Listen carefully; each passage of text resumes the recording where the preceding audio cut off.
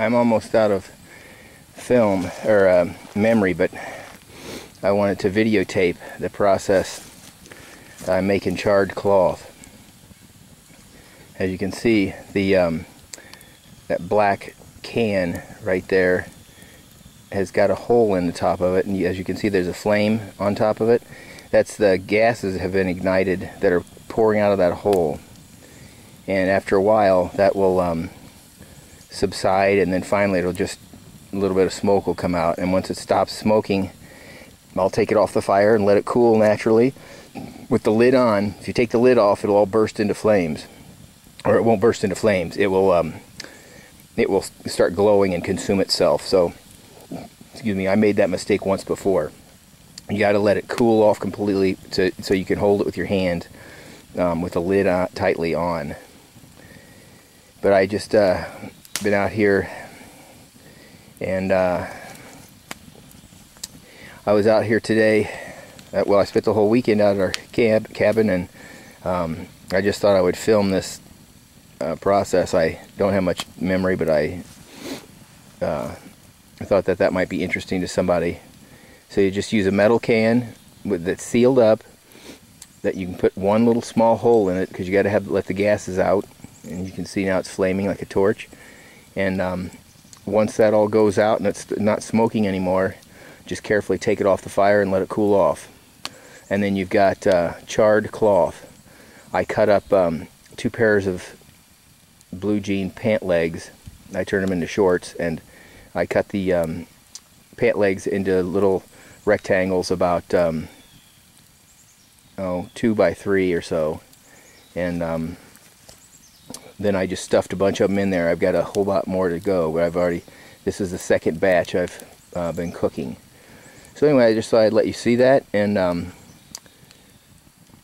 anyway, I'm gonna pan around here. It's a gorgeous day out today.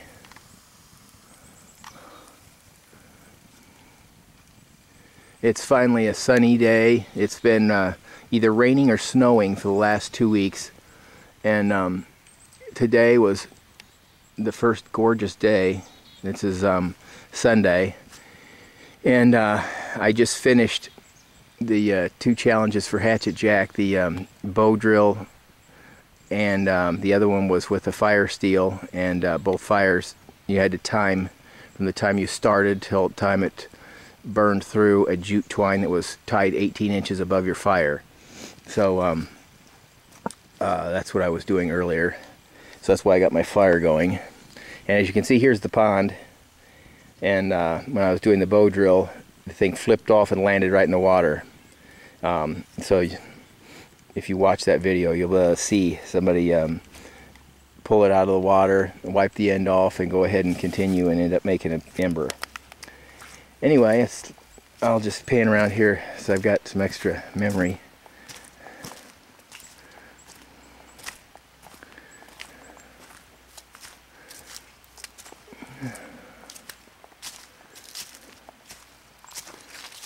Never been over here.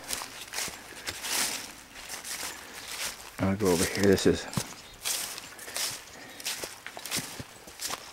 is the lane back to our cabin.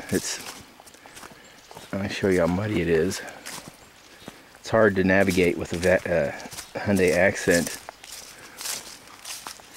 And you see all the mud, this pool of water.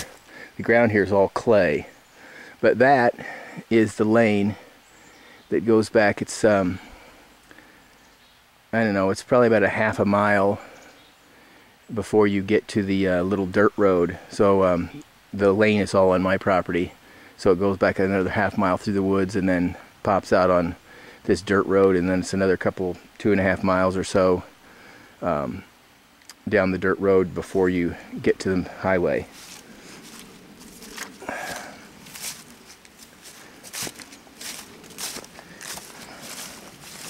I'll just take you for a walk. I'm trying to relax from all of the bow drilling and fire making. Kind of stressful trying to do it all for time. This area is so beautiful. I'm up I'd say probably 50 feet or so above that stream. All these trees you see around here that look like evergreens are hemlocks, eastern hemlocks. And Mike, you were right. You said that once I saw that my first birch tree, I'd start seeing them all over the place. I've seen several other ones. I couldn't believe it. I didn't think there was a birch within miles of here. And after I found those two, they started popping up everywhere. Well, not everywhere, but I would have found it would have been easier to find if they were everywhere. But I'm noticing them because I was looking for white. We don't have any white birch around here. It's all what's called sweet birch or black birch.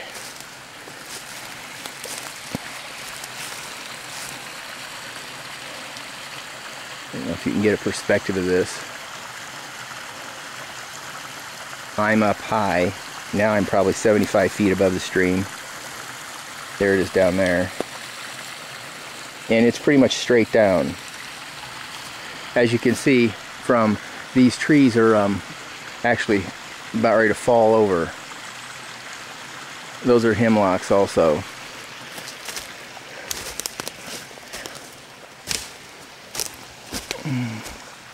These have all been uprooted over here. Here's a better view. There's the stream down there. And what's really beautiful is that all that over there is real flat and kind of open.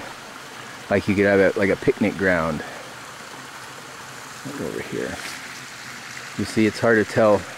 Hopefully the depth of field is good enough that you can tell that these trees right here, these big ones, are all in the foreground. They're real close to me. And way over there's the area I'm talking about that's all flat. Maybe I can zoom in a little bit and make it see over in there. It's all. I don't think that really helps, but anyway, beautiful area. And behind me, of all things, is a birch.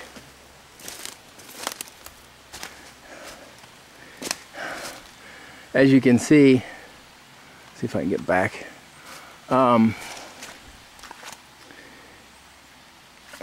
Back up a little bit. Pan. Oh, the sun's kind of messing me up. There you go, that's better. As you can tell, if you're looking for a white birch, you'd never think this was a birch ever. This is real dark gray, and it doesn't look real flaky like a birch does either. But if you get close, there's places here. Let me see if I can back out a little bit. Like right in here, you can see it peels off like a birch. So you can see that is a birch, but anyway, I didn't think that there were any around here.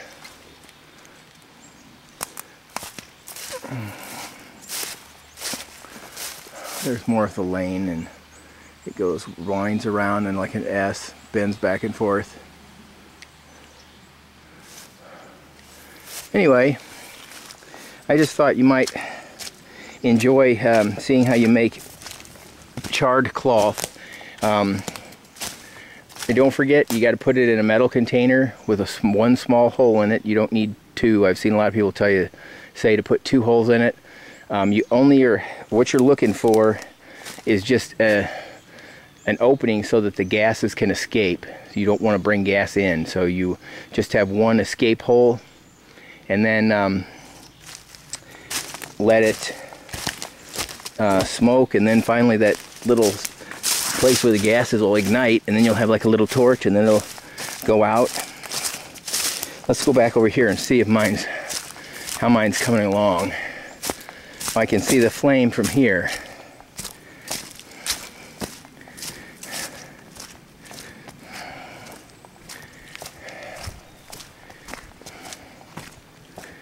Oh. It was so muddy I didn't even park close to the cabin. I was afraid I'd get stuck down in there.